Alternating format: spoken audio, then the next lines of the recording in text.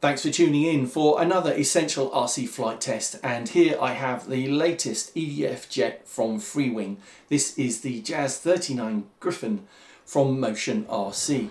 So I was fortunate enough to film the full-size JAS-39 Gripen displayed by the Czech Air Force at Royal International Air Tattoo, RIAT, at RAF Fairford back in 2017, and I remember it being a really charismatic display. It's a very agile single engine fighter jet aircraft, and it was really enjoyable to watch. Full reheat used during the display, and what I like to do before I start any scale project is read up on the aircraft, so I'll just share some of these details now while some of that action is playing out. So the Saab JAS-39 Gripen, and your pronunciation is Gripen, even though it's a Gripen, is a light single-engine multi-role fighter aircraft manufactured by the Swedish aerospace company Saab AB. The Gripen has a delta wing and canard configuration with a relaxed stability design and fly-by-wire flight controls. Various versions have been built, and these are grouped as A, C and E series. First flight was in 9th December 1988. It was introduced into service in 9th June 1996. Primary users are the Swedish, South African, Brazilian, Czech Air Force, who you are actually watching now, Hungarian Air Force, Royal Thai Air Force. Number built 271 at least. The program cost of development was $13.54 billion, that is $13.54 billion since 2006. The unit cost for each JAS-39C is 30 to 60 million US dollars. You'll be glad to hear that the FREEWING version of the JAS-39 Gripen is cheaper, and you should look up the price on Motion RC, either e.eu or .com. But let's not hang around, let's take the components out of the box, let's see what we get. First thing to show, I guess, is that everything is very well packaged. You know, that they do have to design even the packaging with these things to minimise the cost of transport, I guess. So you can see that nothing is going to move around, it's going to arrive with you in perfect condition. I do get other products where everything rattles around in the box, so it's no great surprise that there are dents and dings in it before you've even taken it out of the box. Not the case generally with FREEWING products, so good job. Just to add as well that the box is in two layers, so you've got this top layer, a few components in there. You take that layer off and then you have got the fuselage and other components underneath. Again, really well packaged and a cleverly thought out way of transporting this fairly big radio controlled jet. So all the components for the JAS-39 Gripen out of the box. So let's start with the fuselage. Scheme is already applied, which is fantastic because I hate applying decals, and I know everybody else does, but it's really good. The only small thing I will point out are these little things here. They're obviously a byproduct of the moulding process, but nonetheless you have to look quite closely to see them, but worth pointing out. But what is fantastic is that we get a pilot in the office. So many models we get these days, and they don't come with a pilot figure. Ridiculous, because it just doesn't look right when these things are in the air, and you shouldn't have to pay, you know, another £5–10 plus shipping to get a pilot figure in the cockpit. It's ridiculous. Obviously we've got the nose over there to put on the front. We've got a tail section as well. I think we're supposed to get a thrust vectored version of this available at some point. I'll have to look on the website, see whether that's come out. So a gimbal for up and down and side to side thrust vectoring would be fantastic on a Delta. Catch at the back to release the cockpit, and then looking inside you can see you've got the nose retract. We've got all the cables for everything to plug into our receiver. We've got an EC5 connector. Oh, I hate these. But my favourite is XT90. I've got that one on my packs. Don't really like these, but it's personal choice. And plug everything into the receiver. Should be easy to do. What I do like on FREEWING models, and you don't get it on anything else, is the material that you see in in the packet there to put down non-slip kind of material to make sure your pack does not move, and it's really important in something that flies fast and is going to have some high G applied to it. Going back to the back of the tail, you can see we've got the phase wires for the EDF unit, the motor in the EDF unit, to the speed controller hidden away somewhere in there, I guess. This interestingly has canards. So the servos for the canards are in here, I guess. Looks like there are two separate servos. And these shafts, which have threads in them for the canards, which have looks like a quite big plastic fitting that goes onto the shaft, and then you put a screw through into the shaft as well. Looks good, and nicely applied scheme as well. Vertical stabilizer and rudder. Just got to put the push rod on between the servo and the horn on the rudder, and then we got the wings.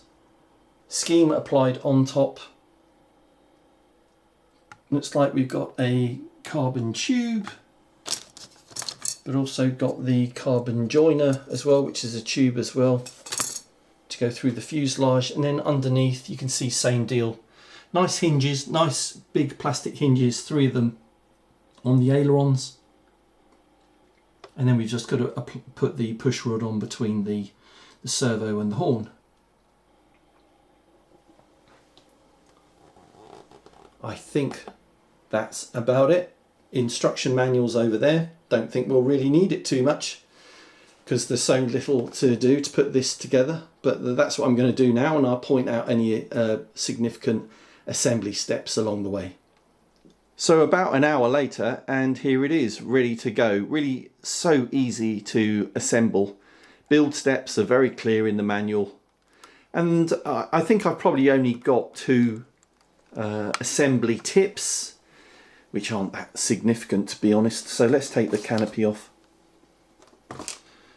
I should mention first, this is a 6S 6000 pack, and to get the CG more or less right with a 6000 pack, you have to put it as far back as possible, and you'll see that I put the receiver at the front, which I think is the most convenient place to put it. But what you do as part of the assembly is that the cable for the rudder servo runs from the back to the front of the model, and you pull that through with a piece of wire that they give you, which is fine. But I've tidied it up just by I unscrewed the plate, which is held on ply plate here, which is held down with 4 screws. Undo that and then put the rudder servo cable underneath that and then into the receiver, and it just keeps everything super tidy. So that's the first thing.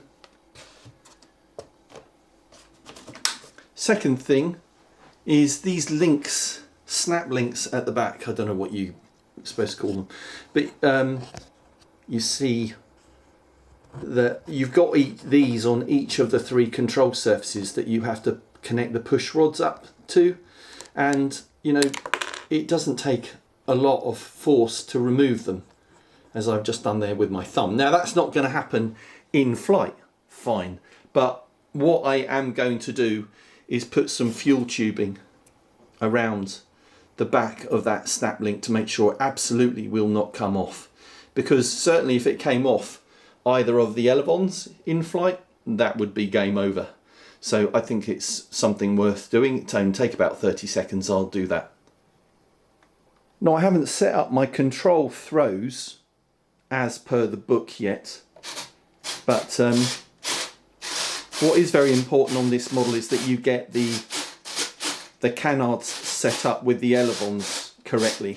So you can see when I pull up back on the stick to pitch up, you can see that they go up at the back and the leading edge of the canards go up. Now if I roll left, you can see the canards do the opposite. The elevons still go up on the left, but the canard goes down, and that's very important. So how do you do that? And I can only show you how to do that on a spectrum transmitter. So you do it with 3 mixes.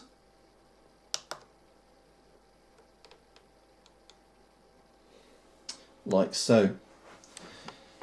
So you mix, I've got each of the canards in aux 2 and aux 3. So you set up your first 2 mixes on relative to the elevator. Elevator to aux 2 and elevator to aux 3. Get that done correctly and you get that effect. Then you also set up 2 mixes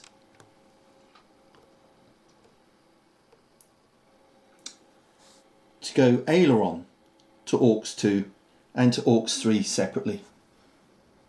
And if you look at this one, you'll see it's 100%.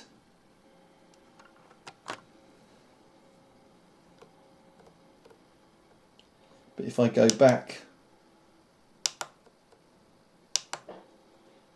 then you can see on this one, on the other last mix, aileron to aux 3, I go minus 100% to minus 100%. So quick and easy to set up, but you need 4 mixes to achieve the desired effect on mixing the canards to elevator and aileron. So let's briefly show you the landing gear as well on this, because it's a quite nice bit of engineering, I have to say. So nose gear.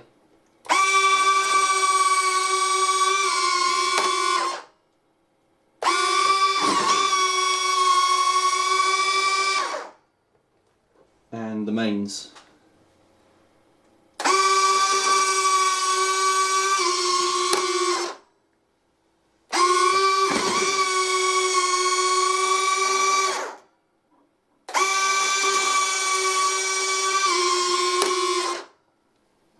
So there we go, we're all ready for the first flight of this new FREEWING JAS-39 Gripen. So if you want to see that maiden flight, then please click subscribe and don't forget to click the bell icon for notifications of our future uploads and live streams. But thanks for watching this unboxing and assembly video, and we'll be back soon for another flight test. Thanks for watching.